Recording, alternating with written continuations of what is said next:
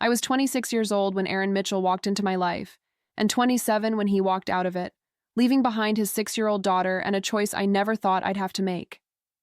This is the story of how I became a mother, not by birth, but by refusing to leave when everyone else did. It's about a little girl named Marie who lost everyone and learned to trust again. About dance being our first language when words failed.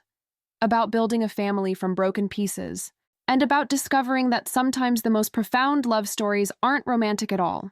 They're about staying when staying is the hardest thing you'll ever do. Before we dive in, have you ever had to make a choice that changed your entire life in an instant? Drop your answer in the comments below. And if you love stories about chosen families, unconditional love, and the quiet heroism of everyday commitment, please subscribe so you don't miss our next one. Now let me tell you about Marie, and how a little girl taught me what it really means to love. When I was 26, I was barely keeping my own life together, let alone ready to become responsible for someone else's. I taught ballet at a small studio, beginner classes, mostly kids between 4 and 8 years old. The pay was decent, but not enough to live on, so I also worked mornings as a barista at a coffee shop near the studio. Between the two jobs, I made just enough to cover rent on my tiny one-bedroom apartment and the occasional night out with friends. I hadn't gone to college. After high school, I'd moved to Charlotte to train seriously in ballet, spent 3 years dancing with a small company, and then injured my ankle badly enough that professional dance was no longer realistic. So I'd pivoted to teaching. It wasn't the life I'd imagined at 18, but it was mine, and I was mostly okay with it. I met Aaron on a Tuesday afternoon in September. His daughter Marie was starting her first ballet class, and he'd brought her 15 minutes early. She was 5 years old, tiny, with dark curly hair pulled into a messy bun, and enormous brown eyes that watched everything with serious attention. "Is this your first dance class?" I asked, crouching down to her level. Marie nodded, not quite looking at me. "Are you nervous?" Another nod. "That's okay. Everyone gets nervous trying something new. But I promise we're going to have fun. Do you like music?" "Yes," Marie said quietly. "Good, because ballet is just moving to music, like playing, but fancier." I smiled. "What's your name?" "Marie." "That's a beautiful name. I'm Miss Natalie. I'm going to be your teacher." Marie looked up at me then, and something in her expression, hope mixed with uncertainty, made my chest tighten. Her father stepped forward. "I'm Aaron, her dad. She's been asking to try ballet for months, so I finally found a class that fit our schedule." "Well, Marie, you're going to love it," I said. "Why don't you and your dad wait here, and when the other students arrive, we'll start." Aaron was attractive. I noticed that immediately, though I tried not to. Tall, dark hair starting to gray at the temples, the kind of face that looked like it smiled easily, even though he wasn't smiling now. There was something sad in his eyes, something tired. During the class, Marie was hesitant at first, but gradually opened up. She had natural grace, good balance, and she listened carefully to every instruction. By the end of the 45 minutes, she was smiling. "Did you have fun?" I asked as the kids gathered their things. "Yes. Can I come back next week?" "Absolutely. I'll see you next Tuesday, Marie." Aaron approached as Marie put on her jacket. "Thank you. She hasn't been this excited about something in a long time." "She's a natural. She's going to do great." Good to know. Over the next few weeks, Aaron and Marie made a habit of arriving 15 minutes early. I always spent that time talking to them while the other kids arrived, until one day after a particularly tiring class, Aaron looked at me differently. He hesitated. "This might be forward, but would you like to get coffee sometime? Not as Marie's teacher, just as, adults who might enjoy talking to each other?" I should have said no. There were probably rules about dating the parents of students. But I was 26. Every date I went failed miserably. He was handsome, and I made a lot of other excuses to convince myself there was no harm in accepting it, so I said yes. We went for coffee 3 days later. I learned that Aaron was an architect, that he'd moved to Charlotte for work 4 years ago, and that his wife Joanne had died giving birth to Marie. "She never got to meet her," he said quietly, stirring sugar into his coffee without drinking it. "Complications during delivery. They saved Marie but couldn't save Joanne. So I've been doing this alone since the beginning, just me and Marie. And honestly, some days I have no idea what I'm doing. You seem like you're doing fine. Marie's a great kid. She is. But she's also 5 now, and she's starting to ask questions about her mom, about why she doesn't have one when all her friends do. And I don't know how to answer that in a way that doesn't break her heart. You tell her the truth, that her mom loved her very much, that sometimes the people we love most leave us too soon, and it's not fair, but it doesn't mean they didn't love us. Aaron looked at me with something like gratitude. That's good. That's really good. We started dating slowly. Coffee turned into dinners. Dinners turned into weekend plans. And gradually, I was spending time not just with Aaron, but with Marie too. Marie was shy with me at first, testing to see if I was safe. But she warmed up quickly. We'd have little dance sessions in Aaron's living room, just the two of us, where I'd teach her moves and she'd make up her own. She started calling me Nat instead of Miss Natalie. 6 months in, I was spending most weekends at Aaron's house. Marie would curl up between us during movies, or ask me to read her bedtime stories, or show me drawings she'd made. She really loves you, Aaron said one night after Marie had gone to bed. She talks about you constantly. I love her too. She's special. You're good with her, natural, like you've always known how to be around kids. I teach kids all day. You pick up a few things. But it was more than that with Marie. She'd gotten under my skin in a way I hadn't expected. I found myself thinking about her during the day, wondering if she'd had a good day at school, planning little surprises for her. It scared me a little, how much I cared. A year into our relationship, I had a drawer at Aaron's house, a toothbrush. Marie had started asking when I was moving in. Aaron and I talked about it, tentatively, carefully, because it was a big step. I want you here, he said. We both do. But I need to know you're in this for real.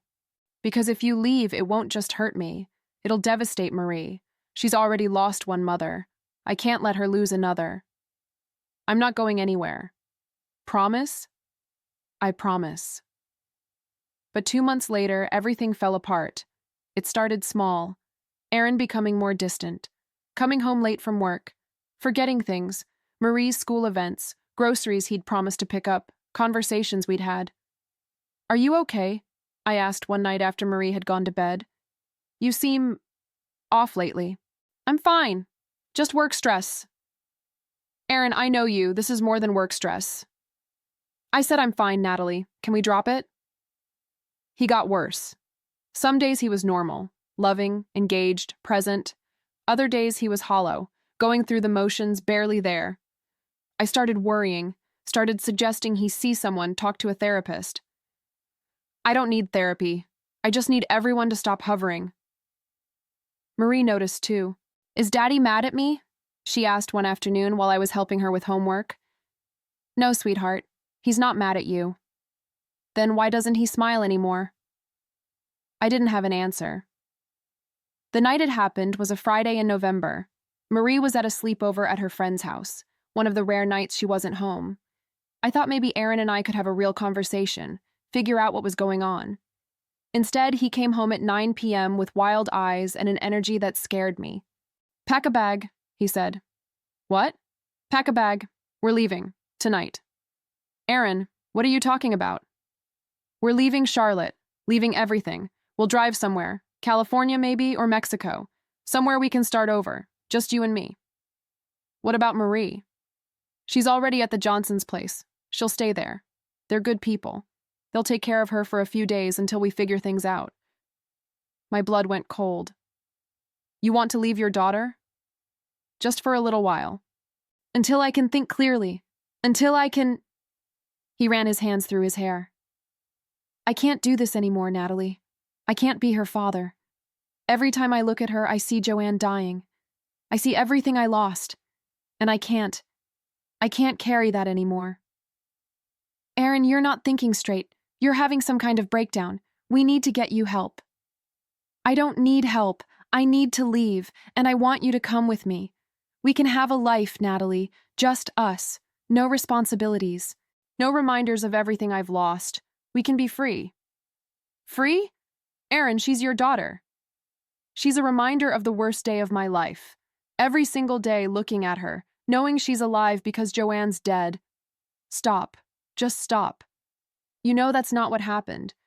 Is not the cause of Joanne's death. It was a fatality, maybe a medical negligence. You can't blame her.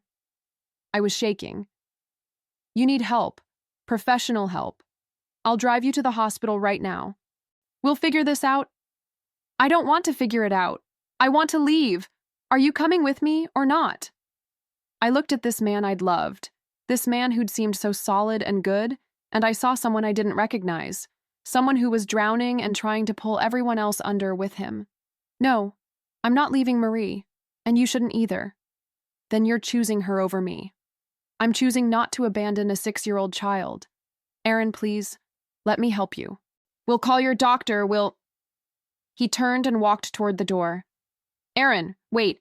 If you're not coming, I'm going alone. What about Marie? She'll be home tomorrow morning. You're here. You'll take care of her. He grabbed his keys. Tell her I'm sorry. Aaron, don't do this. Please don't do this. But he was already gone. I heard his car start, heard him drive away, and I stood in the middle of his living room feeling like the floor had disappeared beneath me. I called his phone 17 times that night. It went straight to voicemail. I called hospitals, police non-emergency lines, everyone I could think of. No one had seen him. No one knew where he was. At 8 a.m., Marie's friend's mom dropped her off.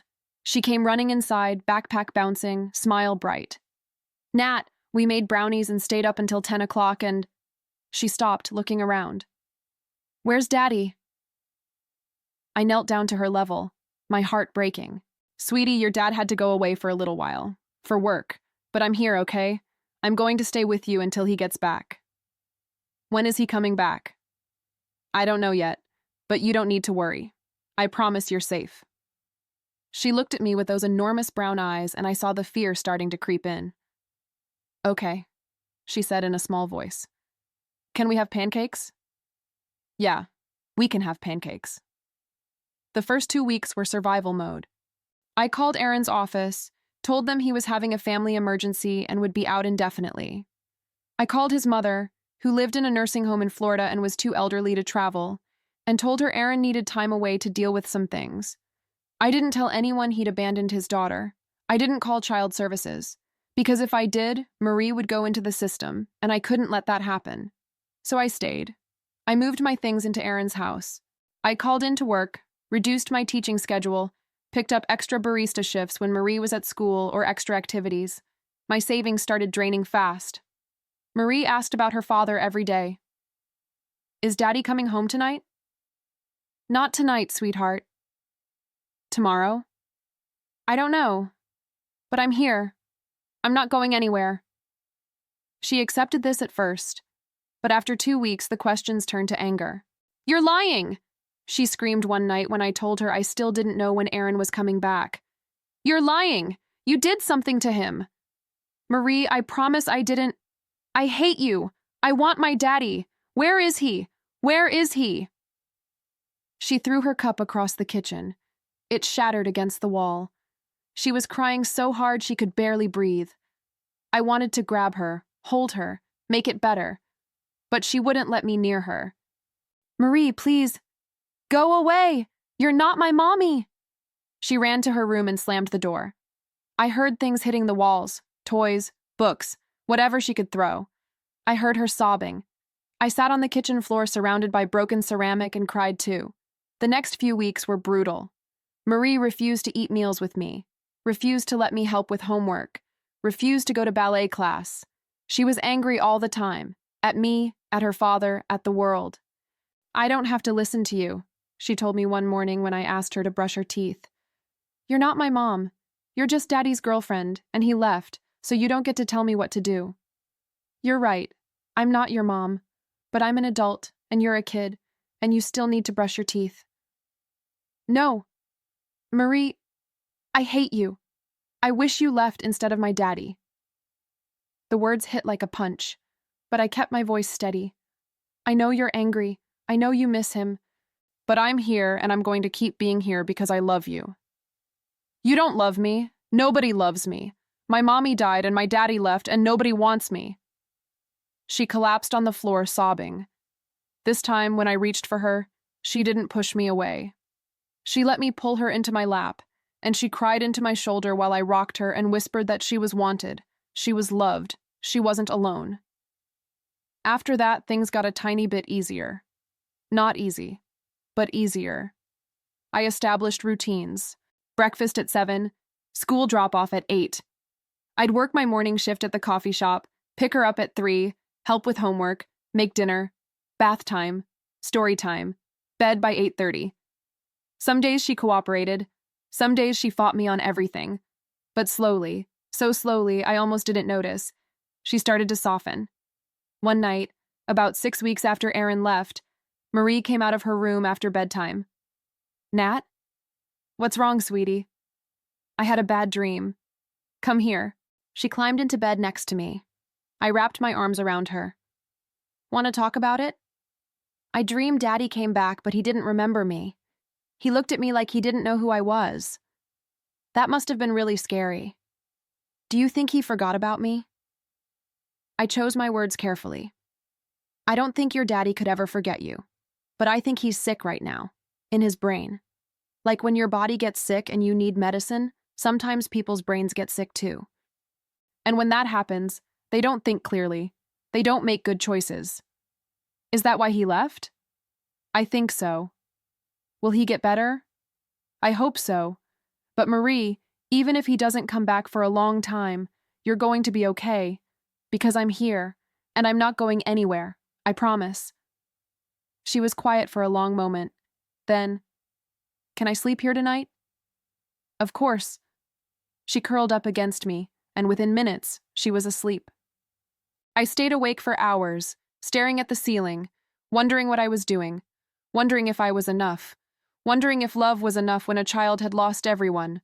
But when Marie shifted in her sleep and her small hand found mine, I knew I couldn't leave. Whatever came next, we'd face it together. 3 months after Aaron disappeared, I got a letter from Child Protective Services. Someone had reported that Marie was living with someone who wasn't her legal guardian, that her father was missing, and I had no legal right to her custody. I called a lawyer the same day. Her name was Laura Young, and she listened to my story with a grave expression. This is complicated, she said. You're not a relative. You're not legally married to the father. You have no adoption papers, no custody agreement. From a legal standpoint, you're just someone who's been living in this man's house taking care of his child without authorization. So what happens to Marie? If CPS pushes this, she'll go into foster care until they locate the father or find a relative willing to take her. No, that can't happen. She's already been through too much. Then we need to file for emergency custody. It's a long shot, but if we can prove you've been her primary caregiver, that she's bonded with you, that removing her would cause harm, we might have a case. What do I need to do? Everything. Character witnesses, documentation of care, proof that you're stable, capable, committed. And Natalie, Laura looked at me seriously. Are you sure about this? Because if you get custody, you're committing to raising this child. Not for a few months, for the next 12 years minimum. That's a massive responsibility for someone who wasn't planning on being a parent. I thought about Marie, about her small hand in mine, about the way she'd started smiling again, just a little, about how she'd started calling me when she got scared instead of trying to handle everything alone. I'm sure. Then let's fight for her. The investigation took 3 weeks. CPS sent a social worker to interview Marie, to inspect the house, to review my finances. The social worker, a kind woman named Teresa, sat down with Marie while I waited in the other room. When they were done, Teresa called me in. Marie says you've been taking care of her since her father left. That you make her breakfast, help with homework, read her stories at night. Yes. She also says she was really mad at you at first, that she said some mean things. I glanced at Marie, who was looking at her shoes. She was grieving. She had every right to be angry. Marie, do you still feel angry at Miss Natalie? Marie shook her head. Not anymore. She stayed even when I was mean. My throat tightened. Marie, you can be my mommy? Marie looked up at me with hope and fear mixed together. Even if Daddy doesn't come back and marry you? I want to, sweetheart. I'll stay anyway. Teresa made notes. We still need to locate the father. Do you have any idea where he might be? No, he left in November. I haven't heard from him since. We'll run a search. In the meantime, I'm recommending temporary emergency custody be granted to you while we investigate further. Relief flooded through me. Thank you. 2 weeks later, Laura called with news. We found him. Aaron Mitchell is currently admitted to a psychiatric facility in Austin, Texas. He's been there since December. Severe depression, dissociative episodes. He signed voluntary commitment papers. My hand tightened on the phone. Is he okay? He's stable, medicated. But Natalie, he also signed papers terminating his parental rights. He said he's not capable of being a father, that Marie would be better off without him. I sat down heavily. He gave her up. Legally, yes, which actually makes your custody case much stronger. Without a biological parent in the picture, and with no relatives stepping forward, the court is likely to grant you full custody if you want to pursue it. I do. Absolutely I do. Then we'll file the paperwork. The custody hearing was in April. The judge was a woman in her 60s who'd probably seen every kind of family situation imaginable. She reviewed the case file, interviewed Marie privately, asked me questions about my finances, my plans, my commitment. Miss Ross, you're 28 years old. You work 2 jobs to make ends meet. You have no college degree, no family support system in this area, and no experience raising a child. Why should I believe you're the right person to have custody of this little girl? I took a breath. Because I'm the person who cared for her since her father left. When she was angry and grieving and lashing out, I stayed. When it was hard, when I didn't know what I was doing, when I was exhausted and broke and terrified I was failing her, I stayed. And I'll keep staying, because she's not just Aaron's daughter anymore. She's mine. In every way that matters, she's mine. And I love her enough to show up every single day, even on the days when I don't know if I'm doing it right. The judge was quiet for a long moment. Then she looked at Marie. Marie, do you want to live with Miss Natalie? Marie nodded firmly. She's my mom now. She takes care of me, and she never left, even when I was bad. You weren't bad, sweetheart. You were scared. But you stayed anyway. You are my mom. The judge made her decision. Miss Ross, I'm granting you full legal custody of Marie Mitchell. Congratulations. You're officially a mother. That night, Marie asked if she could call me Mom instead of Nat. Are you sure? I asked. You don't have to. I want to. You're my mom, the one who stayed. Then yes, you can call me Mom. She hugged me tight. I love you, Mom. I love you too, Marie. So much. That year was hard in ways I couldn't have predicted. Money was tight. Daycare, groceries, the cost of just existing. I worked constantly, trying to keep us afloat. But we had moments of joy too. Ballet became our language again.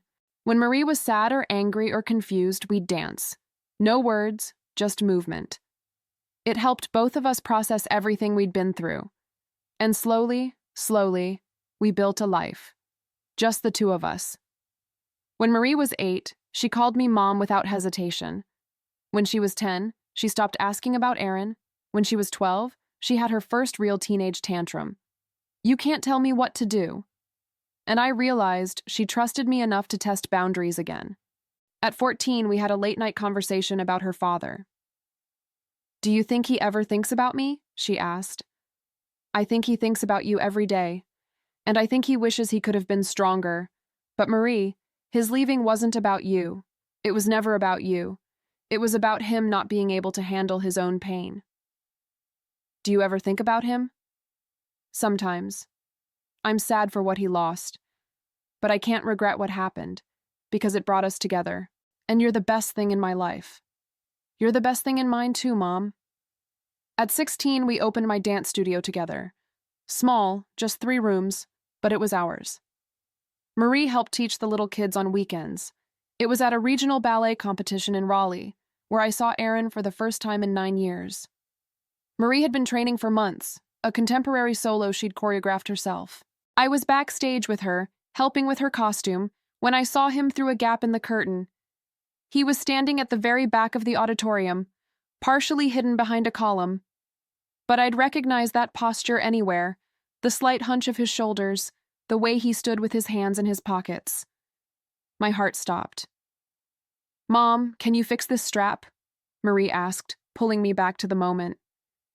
"Yeah, sorry." I adjusted the strap with shaking hands. "You're going to be amazing out there. Remember to breathe." I know. You've told me 1,000,000 times. Because it's important." She rolled her eyes but smiled. "I love you." "I love you too.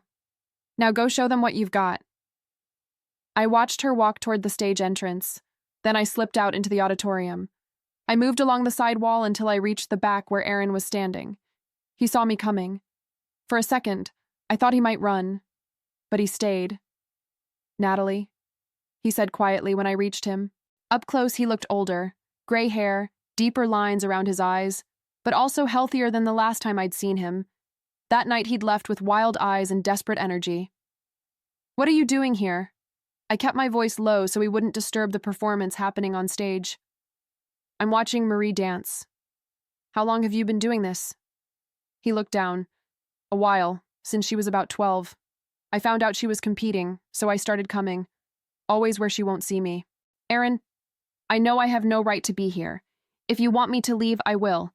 But please, just let me watch. I won't approach her. I won't interfere. I need to see her, to know she's okay."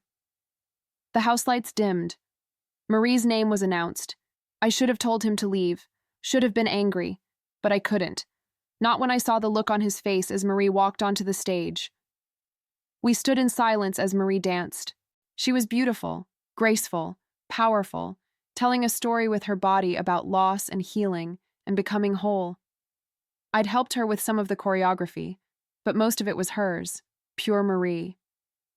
When she finished, the audience erupted in applause. Erin's hands were clenched at his sides, and I saw tears on his face. "She's incredible," he whispered. "She is. You did that. You gave her this. Ballet was always hers. I just helped her find it again." Marie left the stage. The next competitor was announced. Erin and I stayed at the back of the auditorium. "How long are you going to keep doing this?" I asked. "Watching from the shadows?" "I don't know." "Do you want to see her? Talk to her? Be in her life?" He was quiet for a long moment. "Every day, every single day, I want that. But Natalie, I can't. I'm not strong enough." "You seem better than you were." "I am better. I take medication. I see a therapist twice a week. I live in a supervised facility. I'm functional, but that's all I am. Functional, not whole, not capable of being what a father should be." "So you just watch her compete and then disappear?" "What else am I supposed to do? Walk back into her life after 9 years? Tell her, 'Sorry I abandoned you when you were 6, but I'm ready to try again now.' She has you. She has a life. She doesn't need me showing up and disrupting everything." "That's not your decision to make. She's 16. She's old enough to decide for herself whether she wants you in her life. And if she says no, if she hates me, then you deal with that. But Erin, this—" I gestured to where he was standing, hidden in the shadows. "This is cowardice. If you love her, really love her, you give her the choice. You don't make it for her." "I'm not brave like you." "I'm not brave. I was terrified every single day for the first year. I had no idea what I was doing. That's all bravery is, showing up even when you're scared. What if I show up and I fail her again?" "Then you fail. But at least you tried. At least you gave her the chance to know her father, to have answers, to decide for herself what kind of relationship she wants." Erin looked toward the stage where another dancer was performing. "Does she ask about me?" "Sometimes. Less now than she used to." When she was younger, she asked all the time where I thought you were, if you were okay, if you'd ever come back. I told her the truth, that you were sick and couldn't take care of her, but that it wasn't her fault. It was never her fault. I know that. You know that. But she spent years wondering if there was something wrong with her, if she'd done something to make you leave. Pain crossed his face. God, I'm sorry. I'm so sorry. Don't apologize to me. Apologize to her. I don't know if I can. I left him there and went to sit in the audience. The competition ended. Marie came out, found me, threw her arms around me. Did you see? I didn't fall. You were perfect. I'm so proud of you. Can we have fries on the way home? I'm starving. Absolutely. I glanced back to where Aaron had been standing. He was gone. That night, after Marie was asleep, I sat in the living room thinking about Aaron, about the fact that he'd been watching her for 4 years, that he came to every performance but never approached, that he loved her from a distance but couldn't bring himself to close the gap. Part of me was angry that he got to see her grow up without having to do any of the hard work, without the tantrums and the homework battles and the teenage attitude. He got to see her at her best, on stage, graceful, accomplished, and then disappear. But part of me was sad for him too, because he was missing everything. The small moments that made up a life, the morning conversations over breakfast, the late-night talks about boys and friends and fears, the way Marie still sometimes crawled into bed with me after a nightmare, the inside jokes, the casual, I love yous. He'd given all of that up, and he'd never get it back. And at 18, when Marie graduated high school and got accepted to college with a scholarship for dance and cheer, she gave a speech at graduation about chosen family. My mom didn't give birth to me, she said. She didn't have to stay when things got hard, but she did. She chose me every single day. And that choice, that commitment, taught me what love really is. It's not just a feeling, it's showing up, it's staying. It's choosing someone again and again, even when it's difficult. Especially when it's difficult. I sat in the audience crying, watching this young woman I'd raised, and felt overwhelming gratitude.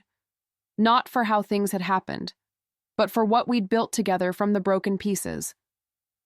After the ceremony, Marie found me. Thank you. For everything. For staying. For loving me. For being my mom. Thank you for letting me be your mom. For trusting me.